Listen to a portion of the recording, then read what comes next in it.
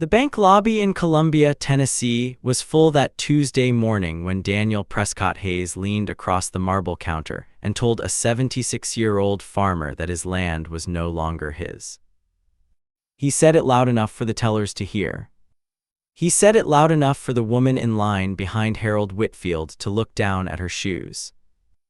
"Mr. Whitfield," he said, smiling that even MBA smile, "you can either bring us $2.8 million by the 30th, or you can bring us the keys to the gate. Those are your options." Harold did not answer. He was wearing the same brown jacket he had worn for 19 years. His boots were the color of creek mud. His hands, folded on the counter, looked like roots that had grown through stone. He listened, he nodded once. He walked out without buying the loaf of bread he had planned to buy at the Piggly Wiggly 2 doors down. 3 days later, Daniel Prescott-Hayes sat in the Maury County Chancery Court, unable to lift his eyes from the table in front of him. His tie felt too tight. His attorney's hand was shaking. The judge was holding a single piece of paper, yellowed, folded into thirds, dated September of 1971, and reading it slowly line by line. Because Harold Whitfield had known something for over half a century. He had known it because his father had told him to know it. And he had spent 53 years quietly waiting for the day a man like Daniel Prescott-Hayes would walk into that lobby and say exactly what he had just said. Harold Whitfield was born in 1949 in a small farmhouse 2 miles east of Mount Pleasant, Tennessee, on a road that, by the time he turned 40, the county had renamed Whitfield Road in honor of the family that had farmed it since 1881. He was 76 years old. He owned 180 acres of bottom land along the Duck River, inherited from his father Elias in the spring of 1971, the same year a man landed on the moon for the 3rd time, and Harold married a schoolteacher named Margaret Hollies at the Church of Christ on Highway 43. Margaret was buried on the hill behind the barn. She had been there since the 2nd Sunday of October, 2014. Harold had never remarried. He had never wanted to. He drove a 1986 Ford F-100 with 192,000 miles on the engine and a passenger door that had to be opened from the inside. He paid his bills in person. He paid them in cash. He kept every receipt in a green metal lockbox his father had bought from a Sears catalog in 1962. People in Maury County knew 3 things about Harold Whitfield. The first was that he never broke his word. The second was that he never raised his voice. The third was that if Harold Whitfield owed you $47, he would drive 30 miles in a snowstorm to bring you $47, and he would write "paid in full" on the receipt with the carpenter's pencil he kept in his jacket pocket. He had a routine. For 53 years he had followed it. On the 2nd Tuesday of every September, Harold drove the 17 miles from his farm to the bank in Columbia. He paid a $47 service fee on a 1971 land bond his father had set up. He took the receipt. He drove home. He placed the receipt in the green lockbox under the bed in the spare room, on top of 52 identical receipts going back to 1972. He did not know in any precise legal way why he was doing it. He only knew that his father, on the last clear afternoon of his life in March of 1989, had taken his hand and said, "Son, the fee, every year, don't ever miss it. Don't ever let them tell you it's not necessary. Do you hear me?" Harold had said yes. He had not missed a year. In March of 2025, the Meridian Trust Bank Corporation, headquartered in Nashville, completed its acquisition of 3 smaller regional banks across central Tennessee. One of those banks was the Columbia Federal Savings and Loan, which had been formed in 1968 from the assets of an older institution called First Maury County Trust. 6 weeks after the acquisition closed, a young man named Daniel Prescott-Hayes was assigned to the Columbia branch as Regional Vice President of Asset Optimization. He was 34 years old. He had a master's degree in business administration from Vanderbilt, a starter home in Brentwood, and a wife who taught bar classes at a boutique studio in Green Hills. His teeth were very white. His suits were tailored at a shop on West End Avenue. He had been told in his interview that his job was to identify legacy obligations of low strategic value and unwind them efficiently. In April, he found a folder on his desk labeled WHITFIELD, H 1971 Land Bond, MAURY Co. He read it. He frowned. He called the legal department. He was on hold for 18 minutes. When the junior counsel finally picked up, Daniel said only, "I want to know how fast we can unwind a 1971 conveyance to a private farmer." The junior counsel said he would look into it. Daniel did not wait for him to call back. The bond, as Daniel Prescott-Hayes understood it, was an old arrangement under which a farmer named Harold Whitfield held 180 acres of riverfront land that had originally belonged to First Maury County Trust. The farmer had paid $1 for the land in September of 1971.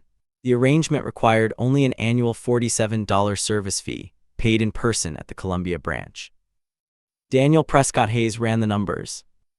The land, by current appraisal, was worth $2,800,000.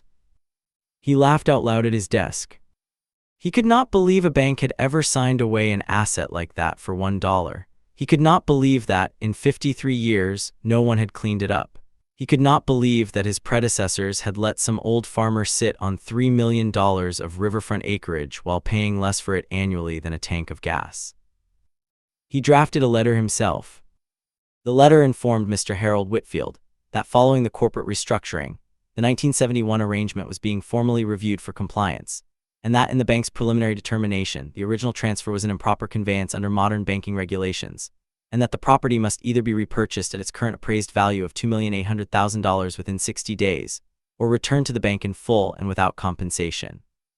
He did not consult anyone over the age of 45 before sending it. He had Harold come to the lobby in person. He later admitted to his attorney in a private moment he would deeply regret, to see the look on his face.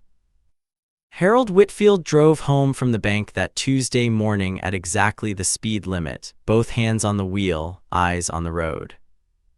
He did not turn on the radio. He did not stop at the Piggly Wiggly. When he got home, he hung his brown jacket on the same nail he had hung it on for 31 years. He washed his hands at the kitchen sink. He fed the 2 barn cats that had outlived his wife. He stood for a long time at the back window, looking up at the hill where Margaret was buried. Then he walked into the spare room. He sat on the edge of the bed. He pulled the green metal lockbox out from underneath, the one with the dent in the lid where his father had once dropped a wrench on it in 1974. He opened it. He did not look at the receipts. He looked instead at the envelope at the bottom. The envelope was made of heavy cream paper, the kind they don't make anymore. On the outside, in his father's handwriting in fountain pen ink, were 3 words. For Harold, eventually. Harold had read the contents of that envelope exactly twice in his life. Once in 1989, 3 days after his father's funeral, when an attorney in Columbia had handed him the lockbox and said, "Your daddy left instructions." And again in 1996, the year Margaret had a cancer scare that turned out to be nothing, when he had felt, for one cold week, like he ought to know where everything was. He did not need to read it again now. He knew what it said. He picked up the rotary phone in the kitchen. Yes, he still had a rotary phone, and he dialed a number he had not dialed in 11 years. "Crowder, Mims and Beecham," a woman said. "This is Harold Whitfield. I'd like to speak with Ellis if he's there." "May I tell him what it's regarding?" "Tell him," Harold said, and he paused for a long moment. "Tell him the day his daddy warned him about has come." There was a silence on the other end of the line. Then the woman said, "Hold please, Mr. Whitfield." Ellis Crowder picked up 48 seconds later. He did not say hello. He said, "Bring me the envelope, Harold." Harold drove the 17 miles to Columbia again that afternoon, the lockbox on the seat beside him. His father had been dead for 36 years. But Elias Whitfield, in the autumn of 1971, sitting across from a banker named Theodore Branham in a wood-paneled office on the 2nd floor of the First Maury County Trust building, had quietly, patiently, and with the help of a young attorney named Ellis Crowder, set a trap. And the trap was about to spring. Ellis Crowder was 71 years old. He had been a country lawyer in Columbia, Tennessee, for 44 years. He wore reading glasses on a chain around his neck. His office on the second floor of a building above a hardware store on West 7th Street had not been redecorated since 1987. The carpet was the color of weak coffee. The bookshelves held 38 years of Tennessee statute volumes, alphabetized, dust-free, never opened on a computer. Ellis Crowder had been a junior associate in 1971, 22 years old, fresh out of law school at the University of Tennessee, when his senior partner had assigned him to assist a Maury County farmer named Elias Whitfield in a long-standing dispute with First Maury County Trust. The dispute went back to 1934. In the autumn of that year, in the depth of the Depression, Elias Whitfield's father, Harold's grandfather, had lost 240 acres of family land to a wrongful foreclosure by First Maury County Trust. The bank had used a procedural error in the loan paperwork to seize the property at a sheriff's sale on a cold November morning. Elias was 9 years old when his family was put off the land. He never forgot it. He spent his entire adult life building a case to get it back. By 1971, after 37 years after the original bankers had died and the bank had been investigated by a federal regulator, and a quiet internal audit had confirmed the 1934 wrongdoing, the bank's new president, Theodore Branham, agreed to settle the matter privately.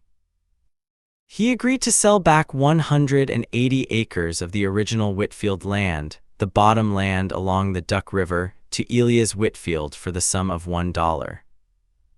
Elias accepted. But before he signed, he asked his young lawyer, Ellis Crowder, to write one additional paragraph into the agreement.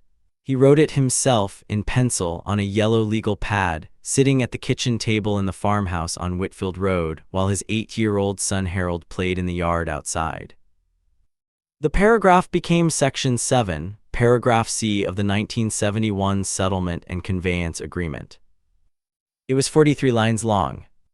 And on that Wednesday afternoon in April of 2025, Ellis Crowder unfolded the original document on his desk, put his reading glasses on, ran his finger down to Section 7, Paragraph C, and read it aloud slowly, while Harold Whitfield sat across from him with his hands folded in his lap. Ellis read it twice. Then he set the paper down. He took his glasses off. He looked at Harold. "Harold," he said, "do you know what your daddy did?" Harold said he set a trap. Ellis nodded, he said a trap. Then Ellis Crowder, country lawyer, 44 years at the bar, a man who had not raised his voice in a courtroom in 20 years, said, very quietly, "Son of a gun." He picked up his telephone. He told his secretary to clear his calendar for the rest of the week. Section 7, Paragraph C of the 1971 Settlement and Conveyance Agreement stated, in language drafted by Elias Whitfield and refined by young Ellis Crowder, that in the event the grantor First Maury County Trust, or any successor institution, assignee, parent corporation, or entity acquiring its assets in whole or in part, ever challenged, contested, threatened, or sought to reclaim title to the conveyed property, said party would be liable to the grantee, his heirs, or successors for damages equal to the then current fair market appraised value of the property, plus 50% of said value, payable in full within 90 days of any such action being initiated. The clause had teeth in 3 places. It applied to successor institutions, Meridian Trust qualified. It was triggered by any written demand. Daniel Prescott-Hayes had written one. And it required the bank itself to set the appraised value. Daniel Prescott-Hayes had done that too. He had typed the number into his own letter with his own hand on his own letterhead and signed it on page 2. $2,800,000. Plus 50%. The bank now owed Harold Whitfield $4,200,000. The hearing was set for the following Wednesday morning at the Maury County Chancery Court, a wood-paneled room on the 3rd floor of the courthouse on Garden Street, presided over by the Honorable Wendell Carmichael, 68 years old, 23 years on the bench, the son of a tobacco farmer from Marshall County. Judge Carmichael was known for 2 things. He was known for letting attorneys speak for as long as they needed. And he was known for reading every document himself in his own hands slowly, while the room waited. The bank's attorneys arrived in 3 black sedans. There were 5 of them. The lead attorney was a woman named Caroline Eddings, 42 years old, partner at a Nashville firm called Holloway, Tate & McKinnon, billed at $920 an hour. She had been hired by Meridian Trust 3 days earlier to clean up what was now being internally referred to as the Whitfield situation. Daniel Prescott-Hayes sat at the table behind her. His tie was navy blue. His face was the color of new paper. Caroline Eddings spoke for 22 minutes. She spoke about modern banking regulations. She spoke about improper conveyances under the 1968 Federal Banking Act. She spoke about the responsibility of successor institutions to review legacy obligations. She spoke about good faith and reasonable consideration, and the basic principle that no asset of substantial value should ever be held in perpetuity for $1. She was very polished. She did not at any point mention Section 7, Paragraph C. She did not, in fact, appear to know it existed. When she sat down, the judge nodded politely. He looked at Ellis Crowder, counsel for the respondent. Ellis stood up slowly.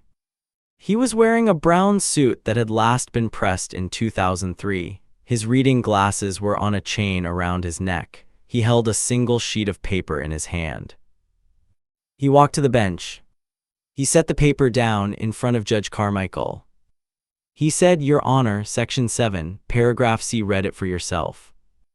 He walked back to his table. He sat down. He did not speak again for 9 minutes. Judge Carmichael put on his own reading glasses. He picked up the paper. He read Section 7, Paragraph C. Then he read it again. Then he set the paper down on the bench very carefully, and he looked up not at Ellis Crowder and not at Caroline Eddings, but directly at Daniel Prescott-Hayes. He said, "Mr. Hayes." Daniel stood up. His knees did not feel like his own. The judge said, "Mr. Hayes, did you, on or about the 7th day of April this year, send a letter to Mr. Harold Whitfield demanding that he either repurchase the property at 180 acres on Whitfield Road for the appraised sum of $2,800,000 or surrender it to your bank?" Daniel looked at Caroline Eddings. Caroline Eddings did not look back at him. "Mr. Hayes," the judge repeated, and his voice was calm, "did you send that letter?" "I did, Your Honor." "Did you sign it?" "I did, Your Honor." "Did you, in that same letter, formally state the appraised value of the property as $2,800,000? A long silence. "I did, Your Honor." The judge nodded. He took his glasses off. He looked at Caroline Eddings.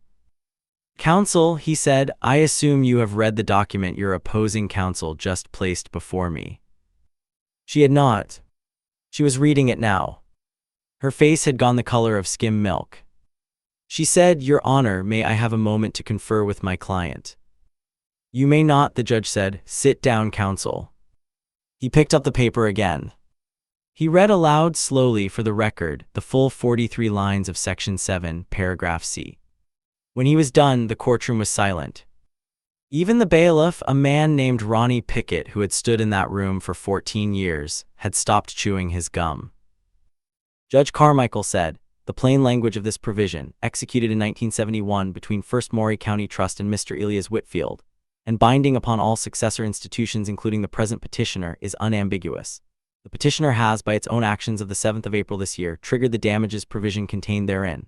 The petitioner has in fact set the appraised value itself, on its own letterhead under its own signature." He looked down at Daniel Prescott-Hayes one more time. He said, "Mr. Hayes, your bank owes Mr. Whitfield $4,200,000. You have 90 days. This court is adjourned." He banged the gavel one time. He stood up. He walked out.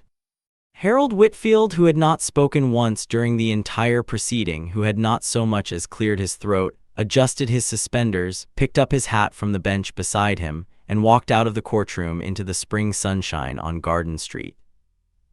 He drove home. He did not stop at the Piggly Wiggly.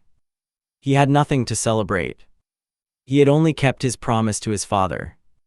Daniel Prescott-Hayes resigned from Meridian Trust 11 days later. The official statement, issued by the Corporate Communications Office in Nashville, cited personal reasons and a desire to pursue other opportunities. The unofficial version, which circulated among the bank's regional managers within a week, was that he had been given the choice between resignation and termination, and that the $4,200,000 judgment had been internally classified as a Category 1 avoidable loss attributable, in full, to the personal misconduct of one employee. His office was emptied on a Saturday morning. His name was removed from the directory by Monday. The bar studio in Green Hills lost a steady client. The starter home in Brentwood went on the market in July. The check, drawn on the corporate account of Meridian Trust Bank Corporation, in the amount of $4,200,000.00, payable to Harold Whitfield, was hand-delivered to the offices of Crowder, Mims, and Beecham in Columbia, Tennessee, on the 83rd day after the ruling. Ellis Crowder called Harold at home. Harold drove the 17 miles into Columbia. He sat in Ellis's office. He looked at the check for a long time. Then he said, "Ellis, I'd like to set something up." He set up a trust. The Margaret Whitfield Memorial Land Defense Fund was registered with the state of Tennessee in June of 2025. Its stated purpose was to provide free legal representation to Tennessee farmers facing foreclosure, eminent domain, or contested title disputes from financial institutions. Its initial endowment was $3,800,000. The remaining $400,000 was placed in an account in Harold's name. He did not buy a new truck. He did not buy a new jacket. He kept driving the 1986 Ford F-100 with the passenger door that had to be opened from the inside. Word got out the way word always does in small towns. A widow in Lawrence County called Ellis Crowder about an oil and gas lease her late husband had signed in 1978. A grain farmer in Giles County called about a subordination agreement his bank was trying to force on him. A peach grower in Marshall County called about a back tax sale that did not look right. Ellis hired 2 associates. He had not hired anyone in 14 years. The story was never reported in any newspaper. Maury County is not the kind of place where things get reported. But at the Mount Pleasant Diner on Highway 43 on Saturday mornings, men in seed caps and Carhartt jackets nursed black coffee and told the story to each other and to anyone new who wandered in. They always told it the same way. They said a Vanderbilt boy came to town and tried to take Harold Whitfield's land. They said Harold did not say a word. They said Harold's daddy had been waiting for him from the grave. And then usually whoever was telling the story would shake his head, smile a small smile, and say the line that had become, by midsummer, something like a local proverb. Don't ever underestimate an old man with a green lockbox. On the first warm evening in May of 2025, Harold Whitfield walked out the back door of his farmhouse with a tin cup of coffee in his hand. He crossed the gravel drive. He passed the barn his father had built in 1958, the one with the original hand-forged hinges still on the loft door. He walked up the hill. The grass was high, the clover was beginning to flower. A red-tailed hawk was working the field below the tree line, tracing slow circles in the orange light. He came to the 2 stones at the top of the hill. The first stone was for Margaret Hollis Whitfield, beloved wife, 1949 to 2014. The second stone was for Elias James Whitfield, beloved father, 1925 to 1989. Harold stood between them for a long time. He set the tin cup on his father's stone. He took off his hat. He said in a voice quiet enough that only the hawk and the wind could hear him, "You were right, Daddy, about all of it. I'm sorry it took so long." He stood there as the sun went down behind the river. He did not cry. He had cried already alone in the truck on the 17 miles home from the courthouse. He picked up the tin cup, he put his hat back on, he walked down the hill in the blue lights. The barn cats were waiting at the back step. Some men never live to see what they built. They plant trees they will never sit under. They sign documents they will never see enforced.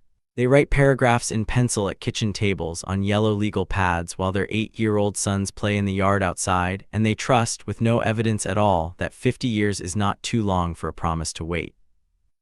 Elias Whitfield never saw Section 7, Paragraph C tested in a courtroom. He never knew that his son would keep paying the $47 fee for 53 years without ever being told why. He never knew that on a spring evening in 2025, his boy would stand at his grave and tell him he was right. He only knew in 1971, sitting at a kitchen table in a farmhouse on Whitfield Road, that someday a man in a tailored suit would walk into a bank lobby and try to take his family's land. And he made sure that when that day came, his son would be ready. If stories like this still mean something to you, stories about quiet men, long memories, and promises kept across generations, subscribe to the channel and ring the bell so the next one finds you. Next time on Acre Stories, a 73-year-old widow in eastern Kentucky discovers her late husband's hand-drawn map of an old mineral rights boundary the coal company hoped no one would ever find.